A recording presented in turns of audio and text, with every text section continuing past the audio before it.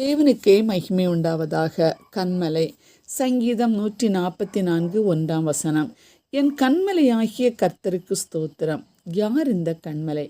அப்போஸ்தலனாகிய பவுல் கூறுகிறார், எல்லாரும் ஒரே ஞான பாலை குடித்தார்கள். எப்படியெனில் அவர்களோட கூட சென்ற ஞான கன்மலையின் தண்ணீரை குடித்தார்கள். அந்த கன்மலை கிறிஸ்துவே என்கிறார். கிறிஸ்து தான் நம் கன்மலை.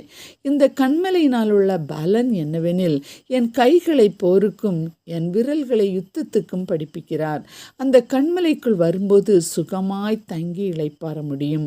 மோசே தேவ மகிமையை பார்க்கும்போது கன்மலையின் வெடிப்பில் இருந்தான்.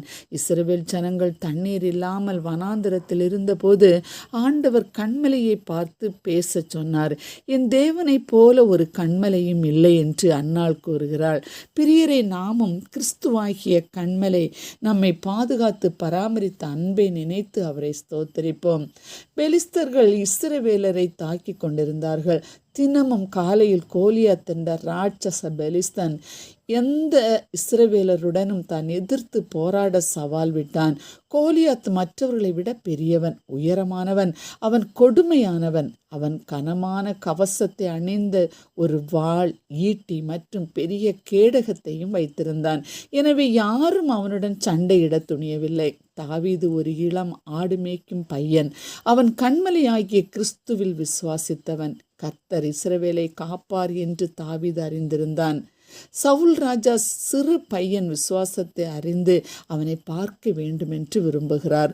கோலியாத்தை எதிர்த்து போராட நான் பயப்படவில்லை என்று சவுலிடம் கூறினான். சவுல் தாவீதுக்கு தன் கவசத்தை கொடுத்தான். தாவீதுக்கு அதில் பழக்கமில்லாமையால் எந்த கவசமும் இல்லாமல் போராட அவன் முடிவு செய்தான். தாவீது 5 மென்மையான கற்களை சேகரித்து ஒரு பையில் வைத்தான்.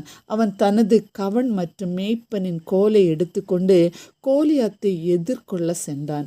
ஒரே ஒரு கல்லை பயன்படுத்தி கோலியாத்தை வீழ்த்தி வெற்றி கொண்டான். இஸ்ரவேலர் போரில் வெற்றி பெற்றனர். தாவீது கன்மலையாகிய கிறிஸ்துவை நம்பி யுத்தம் செய்தான். கர்த்தர் இஸ்ரவேலை பாதுகாத்தார். வெற்றியை குறித்து மக்கள் பாடி துதித்து ஆராதித்தனர். கன்மலையாகிய கிறிஸ்து நம்முடைய கைகளை போருக்கும் நம் விரல்களை யுத்தத்துக்கும் பழக்குவிப்பார். தாவீதின் கையை கோலியாத்திற்கு விரோதமாக படிப்பித்த கன்மலை நம்மையும் சத்துருக்கு விரோதமான யுத்தம் செய்ய படிப்பிப்பார்.